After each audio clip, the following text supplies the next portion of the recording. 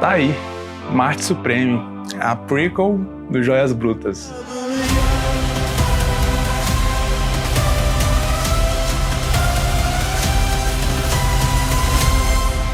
Que falar desse filme, eu vi no cinema, foi uma experiência incrível. Depois vi em casa de novo, quando saiu já em outros meios. E tô querendo ver de novo, e o filme não sai da minha cabeça. É um filme que fala sobre performance, além de tudo. Fala sobre vocação, fala sobre ego, fala sobre ambição, egoísmo. E acho que o que menos fala é sobre ping-pong. E o tema central é isso, né? O tênis de mesa. Só que o filme não é só sobre isso. Isso é um mero pano de fundo que tá ali. Tanto que o antagonista do Marte Supreme não é o rival dele no jogo, ali no tênis de mesa, não é o Endo. O rival de Marte Supreme é os velhos, é a geração antiga. E o filme fala também sobre esse conflito geracional, conflito de gerações. Eu vejo Marte Supreme como uma pessoa muito fora de seu tempo, uma pessoa que enxerga um futuro que ninguém tá vendo. E o filme, como traz essa coisa meio anacrônica na trilha sonora, né? Música dos anos 80 que se passa nos anos 50. Me faz lembrar o Marty McFly de 1985 em 1955 em Hill Valley. Sabe? Essa coisa meio que fora do seu tempo. E o Marty McFly e o Marte Supreme, o Marty Mauser, pra mim é esse jovem, sabe, que enxerga algo glorioso que ninguém ao seu redor vê. Cara, esse filme só não é tão assim, tipo, muito, muito assim pra mim, porque a direção do Josh Safdie e do Benny Safdie nos seus outros dois filmes tem essa coisa de demonizar muito o seu personagem, de não ter muita empatia com ele, de você falar, cara, esse personagem é detestável, meu Deus do céu, não tem nada que me conecte com ele, sabe? Caraca, que pessoa que é assim, e essa coisa mais caótica, sabe? E aqui nesse filme, que é só do Josh Safdie, o Benny se separou do irmão, teve algumas polêmicas, que eu não vou entrar em mérito aqui nesse vídeo, mas a ponte que ele cria, emocional, é através da trilha sonora. E eu gosto muito quando o filme ele tem a sua trilha sonora ancorada para poder subir mais ainda o filme. Eu acho que o filme eu acho que a trilha sonora tem esse efeito aqui no filme de subir mais ainda o que o filme ele é, porque o filme é bom. Mas eu acho que sem essa trilha sonora, eu acho que eu não teria gostado tanto. E a trilha é do Daniel Lopatin, que trabalhou, acho que nos 2 últimos filmes, né? O Joias Brutas e o Bom Comportamento, que inclusive eu revi e me conectei muito mais com eles por causa da trilha sonora, mas juntando o roteiro e direção, eu já não curti tanto. Mas a trilha que ele usa, esses sintetizadores, essa coisa meio nostálgica de um tempo que já passou, mas ao mesmo tempo está por vir. E por isso que é genial o uso das músicas dos anos 80 e sintetizadores num filme de década que se passa em 1950. Porque quem está assistindo agora, em 2026, tem uma nostalgia dos anos 80, mas ao mesmo tempo, se você se colocar no lugar dos personagens ali da década de 50, eles estão ouvindo um som do futuro. Eu sei que não é um som diegético que está acontecendo ali para eles, mas a gente, quando está imerso no filme, a gente meio que, pelo menos eu, né, eu faço esse exercício assim, caraca, essa música tem muito a ver com essa pessoa no filme. E inconscientemente, pra mim, tá tocando essa música pra ele ali no filme. Então, é sobre uma música que ainda tá por vir, mas já foi, entendeu? Por isso que eu acho fantástico, genial. Até cogitei que o filme poderia ir por esse caminho meio motivacional, sabe? Meio filme, biografia de esportista, tipo algo meio Michael Jordan, Ayrton Senna, sabe? Esses grandes caras que tem essa grande vocação e essa inspiração e conseguem alcançar seus objetivos através da conquista e seus valores. Quando chega o filme, você vê que não é nada disso, sabe? Eu dou o mérito pro marketing em torno desse filme, toda a construção, a própria escolha do Timothée Chalamet. Cara, tudo aqui foi pensado e elaborado. Eu posso até estar sendo muito conspiracionista, no que o John Safdie? Josh Safdie. Eu posso até estar sendo um pouco conspiracionista no que o Josh Safdie quis retratar aqui, mas eu acho que desde essa construção do seu marketing do Timothée com essa mania de grandeza, sabe? A mania de grandeza dele no Globo de Ouro do ano passado, falando que ele quer ser um dos maiores e que ele pode, que não sei o quê. Eu acho que tudo isso foi construído porque o filme fala sobre performance e sobre ser performático. E o que é uma pessoa mais performática do que um jovem querendo alcançar lugares de grandeza?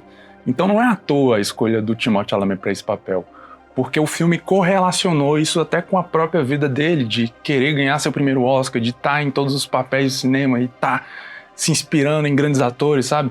Beautiful Boy, que ele fez, eu lembro que tem aquela cena que eu não sei se ele falou que é uma inspiração no filme lá do James Dean, mas claramente você vê que é ele tentando assim, me dê prêmios, eu sou o melhor. Eu acho incrível o filme abordar essa questão da performance também, mesmo que não seja tão clara no filme, mas quando você vê todo o marketing em torno do filme, Marte Supreme, as bolinhas laranjadas, o balão, né, que fizeram, o Timothée Chalamet em cima do negócio de Las Vegas. Eu acho que ele ganha, ele leva esse Oscar para casa.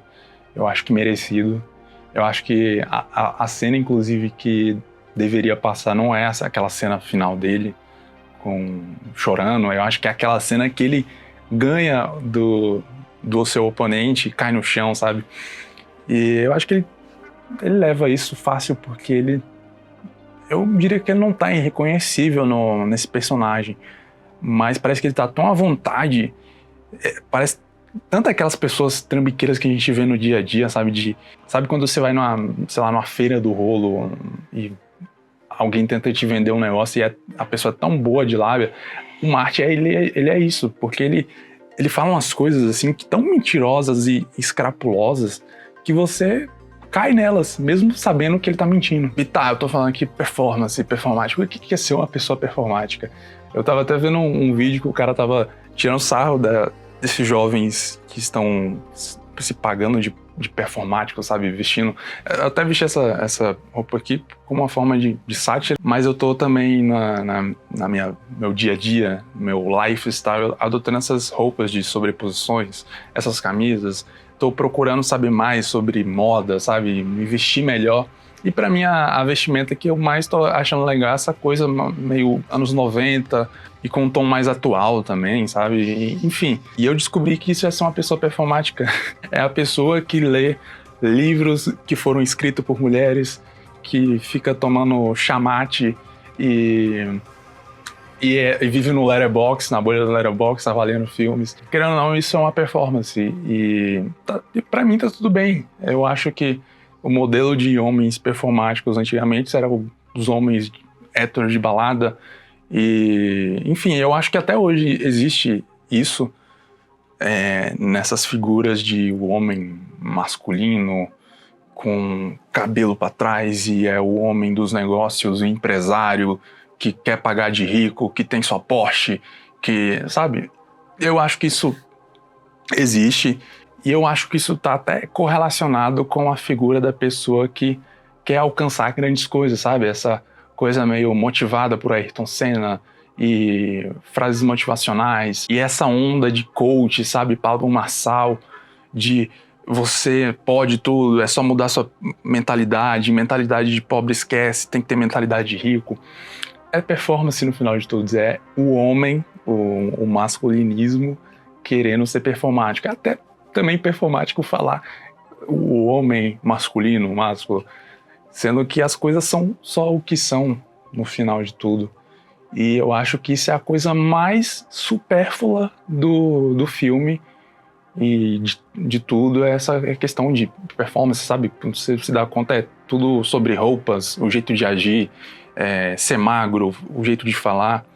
E o que me pega mesmo no filme é essa coisa da validação existencial que o Marty precisa ter. Eu já conversei isso com algumas pessoas em minha volta, com a Joyce, inclusive, também. de que a maioria das pessoas querem ter filhos para usar como uma extensão de si mesmo, de suas vidas. É tipo assim, eu vou partir desse lugar, mas eu quero deixar alguém para levar meu legado, levar o que eu sou, o que eu construí.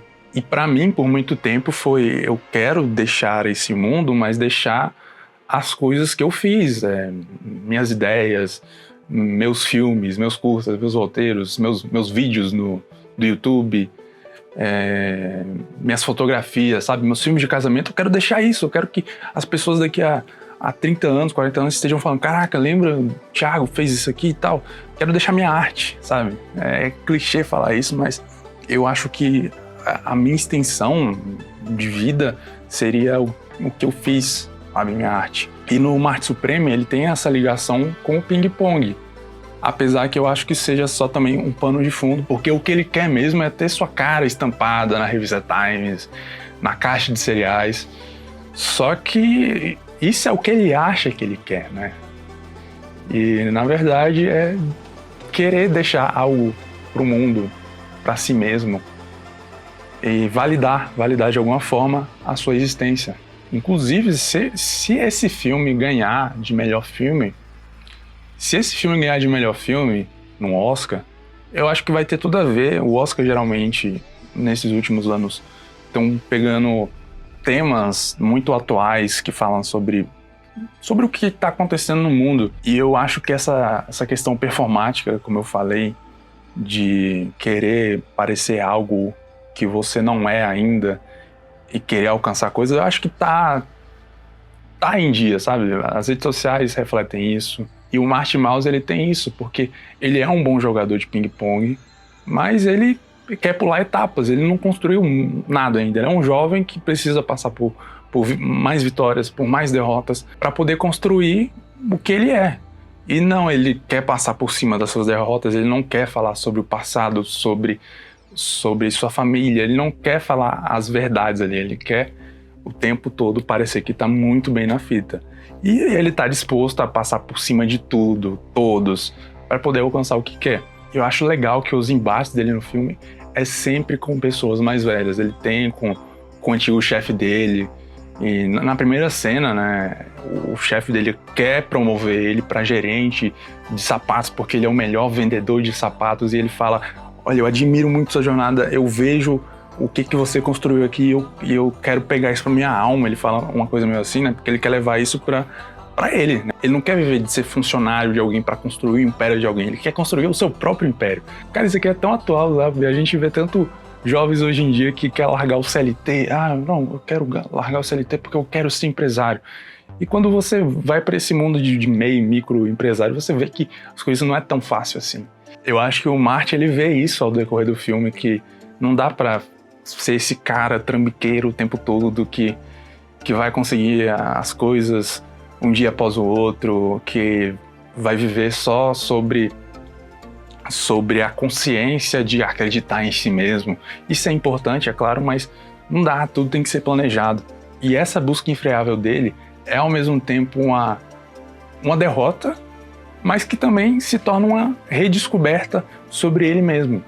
Tanto que o final desse filme, eu acho que é uma das coisas mais corajosas que o John, eu falo John, mas é Josh, que o Josh Safdie poderia ter feito, diferente dos outros dois filmes, que sempre foram finais mais tristes, mais negativos. Nesse, a gente tem um final ameno, eu diria, sei lá, agridoce. Agridoce não, eu acho que corajoso mesmo, porque ele poderia facilmente cair num caminho muito confortável de terminar como os dois últimos filmes, né, o Joias Brutas e o Bom Comportamento, ou poderia ir para o caminho mais Lobo de Wall Street, né, que fala dessa figura megalomaníaca, puta que pariu, caralho, do cara lá, né, que foi inspirado numa pessoa real. O Marte Supremo também é inspirado numa pessoa verdadeira, porém tem muita coisa ficcional, né? Assim como também o filme do Martin Scorsese teve, né? Do Lobo de Wall Street. Mas assim, ele poderia terminar um pouco parecido com aquele final de Lobo de Wall Street. Quem viu sabe como é que é, né? Aquele final que passa pano na cabeça do cara e vendo a caneta pra você. E a pessoa que termina o filme, caraca, preciso ser assim, sabe? Eu acho que esse filme do Scorsese, esse Lobo de Wall Street, teve o mesmo efeito que teve no Tropa de Elite, sabe? Esses filmes que idiotas veem e levam como uma verdade absoluta e eu tenho que ser assim, sabe? Meu Clube da Luta também, eu tenho que ter essa personalidade, eu vou adotar isso pra minha vida, sabe? E Marte Supremo pode até ter esse efeito também, da pessoa sair, não, eu preciso alcançar meus sonhos igual o Marte Supremo. Cara, o final desse filme ele me pega muito, porque além da música que toca, que eu acho que tem a ver com o filme, com o Marte, ele fala muito sobre várias coisas, em como ele se dá conta que agora as coisas mudaram e que não é mais sobre a validação de si mesmo que ele precisa ter, é sobre existir enquanto ninguém olha, sabe? Não tem ninguém ali olhando ele performar, a não ser a médica que tá segurando o bebê, né? Ele dá um choro ali, cara, e ele dá um choro tão genuíno ali, sabe? Que você entende que é sobre o que realmente tá acontecendo ali em frente dele, mas também ele vê que o futuro tão grandioso e glorioso que ele tanto via, finalmente tá ali na sua frente. Que não é mais a bolinha de ping-pong, não é mais sobre o ego dele, é ele ali. E aí tem outro elemento que ajuda mais ainda a dar outra interpretação, que é o choro dos bebês ao redor. Cara, puta que pariu, cinema é um negócio que me pega muito, porque não precisava ter esse choro. É tipo assim, não é um erro assim de cena que o diretor não teve recursos pra tirar o som de outras crianças chorando. Não, tudo tá ali por um motivo. Então, aquele choro em coro das crianças, das crianças recém-nascidas, é amplificado mais ainda junto com a música. E, cara, ali eu me dei conta que não é mais sobre ele, é sobre essa nova geração, essa geração que quer dominar o mundo. Tipo, passou a vez do Marte, não é mais a vez dele.